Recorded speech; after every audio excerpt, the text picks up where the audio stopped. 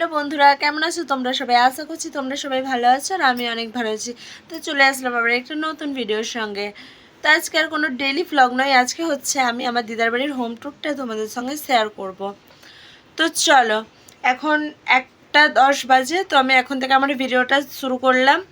তো চলো, পুরো একদম ওপর থেকে বলতে একদম দিদাদের মেন গেট থেকে হচ্ছে আমি ভিডিওটা শুরু করব। তো চলো দেখতে থাকো। আর আমি আগেই বলে দিই, আমার দিদাদের কিন্তু হাইওয়ের একদম পাশেই বাড়ি। তো চলো দেখো, তোমাদের আশা করি ভালো লাগবে, স্কিপ না করে দেখার অনুরোধ রইল। তো চলো। তো দেখতেই পাচ্ছ, একদম কিন্তু আমি বলেই দিয়েছি যে আমার দিদাদের কিন্তু জিটি রোডের পাশে একদম বাড়ি। তো দেখতেই পেলে হাই রোডটা, আর এবারে হচ্ছে একটু মানে নিচু করে, মানে রোডগুলো উঁচু উঁচু আর বাড়িগুলো একটু নিচু নিচু এই দিককার। তো দেখতেই পাচ্ছ, তারপরে হচ্ছে এরকম নিচের দিকে নেমে এসে এই দিকটাই হচ্ছে সামনের দিকে। দিদা তো অনেক গাছ ভালোবাসে, তাই এখানটাতেই দেখতে পাচ্ছ একটা বড় জাম গাছ। এই গাছের জাম কিন্তু খুব মিষ্টি, প্রত্যেক মানুষে খায়, কিন্তু পাড়ার লোকে বলো আমরাও অনেক খাই কিন্তু এই জাম। আর তারপর পেয়ারা গাছ, ডুমুর গাছ, তারপর নানান রকমের গাছ আছে, সুপারি গাছ। আর এই হচ্ছে দিদাদের কুয়ো। তো এরকমভাবে ঢাকা দিয়ে রয়েছে কেন বলো তো? এই কুয়ো, দিদাদের এদিক থেকে কলপাটটা অনেকটা দূরে, তো দিদাদের এই কুয়োর জলের ওপরেই ভরসা। চান করা, রান্না করা, রান্না ঠিক করে না, মানে সবজি ধোয়া, চাল ধোয়া, কাচাকুচি সব কিন্তু দিদা করে থাকে।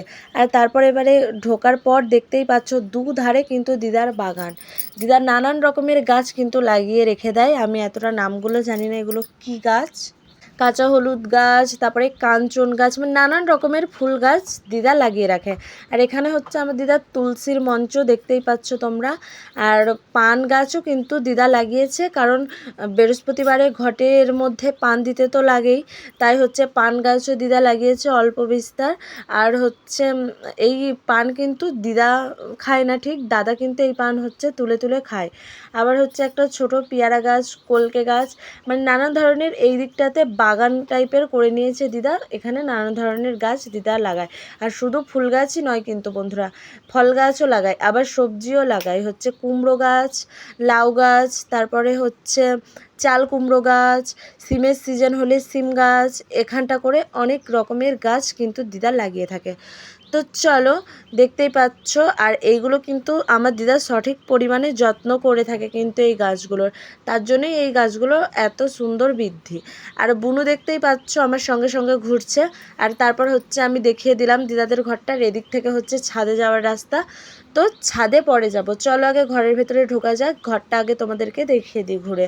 তো প্রথমে ঢোকার পরেই দেখতে পাচ্ছ দিদার ছোট্ট মতন কিচেন। সারা দিনের হচ্ছে সময় দিদার বেশিরভাগ এখানেই কিন্তু কেটে যায়।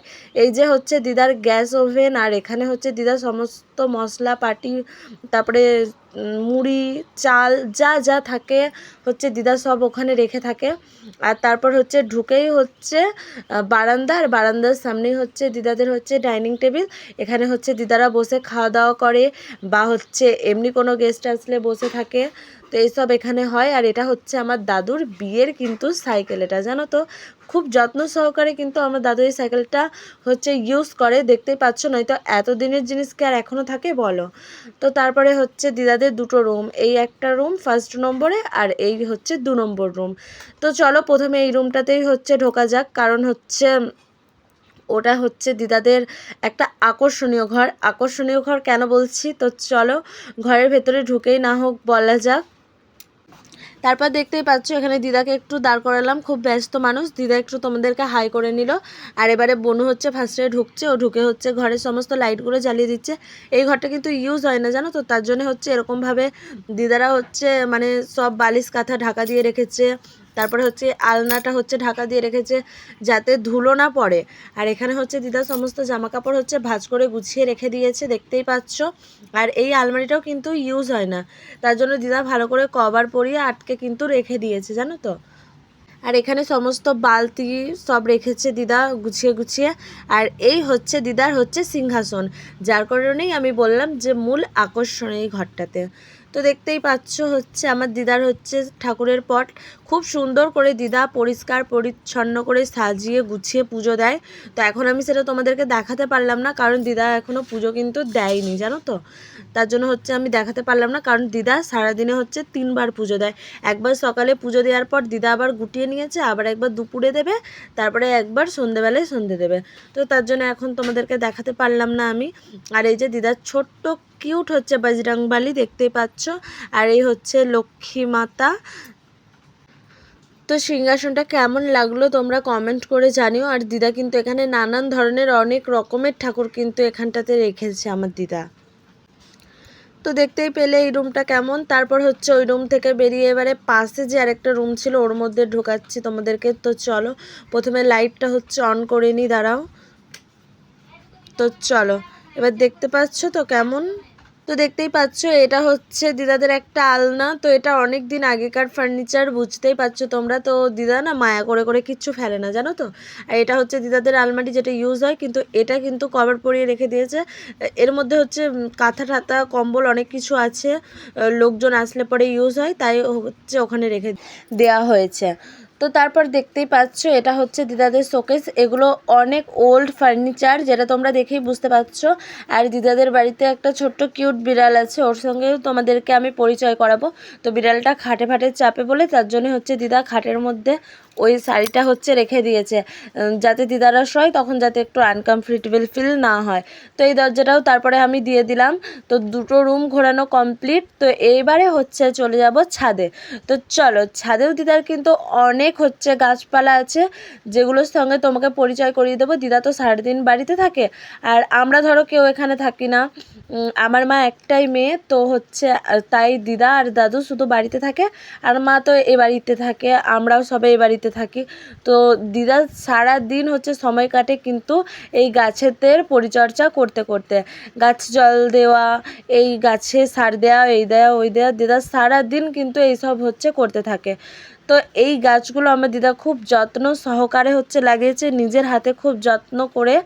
তো দেখতেই পাচ্ছ এই মানে দিদাদের বাড়িতে এমন কিছু মানে গাছ নেই যে নেই, সব রকমের গাছ, গোলাপ গাছ বলো, নয়নতারা, চন্দ্রমল্লিকা, দোপাটি, মানে যত রকমের ফুল হয়, মানে অনেক কিছুই দিদা রাখার কিন্তু চেষ্টা করে, জানো তো। আর লক্ষ্মী পুজোর সময়তে তো হচ্ছে ধান লাগেই জানো, তাই দিদা কটা কিন্তু ধান গাছও লাগিয়েছে, যে পুজোর সময় দেবে বলে। এগুলো জানো তো, লক্ষ্মী পুজোর টাইমে ওই গাছগুলোতে সব ধান ভর্তি হয়ে যাবে, আমি তোমাদের সঙ্গে শেয়ার করব, ঠিক আছে। আর দেখতেই পেলে দিদার ছোট্ট মতন কলমের লেবু গাছটাতে কত লেবু ধরেছে, দেখেছো তোমরা। এই লেবুগুলো কিন্তু হচ্ছে আমরা যখন দিদার বাড়িতে আসি আমরা তুলে তুলে কিন্তু ভাত দিয়ে খাই, তারপরে দিদা আমাদের বাড়িতেও অনেক লেবু পাঠায়, জানো তো। আর এই দেখো, দেখতেই পাচ্ছ দিদার ছোট্ট ডালিম গাছটাতেও কিন্তু কত হচ্ছে ফুল এসেছে। আর এটা কলমের গাছ, জানো তো, ছোটোতেই হচ্ছে কিন্তু ফল দেবে। আর ছাদ থেকে দেখতে পাচ্ছ তো দিদাদের হাইওয়েটা কতটা সামনে। তো দিদাদের মানে থেকে থেকে অভ্যাস হয়ে গেছে, কিন্তু অন্য কেউ যদি আসে না এখানে, আওয়াজে কিন্তু ঘুম হয় না, জানো তো। দিদারা থাকে তো, তাই দিদাদের অভ্যাস হয়ে গিয়েছে এখানে থেকে থেকে। তো চলো বন্ধুরা, আজকের ভিডিওটা তাহলে এই পর্যন্তই থাকলো। যদি ভালো লেগে থাকে তাহলে একটা লাইক করে দিও, আর যদি হচ্ছে আমার চ্যানেলে নতুন হয়ে থাকো তাহলে চ্যানেলটাকে সাবস্ক্রাইব করে যেও। আর আমার দিদার বাড়ির হচ্ছে আরেক সদস্যর কথা যে বলেছিলাম আমি, তো তাকে দেখেই হচ্ছে আজকে আমি আমার ভিডিওটা শেষ করলাম।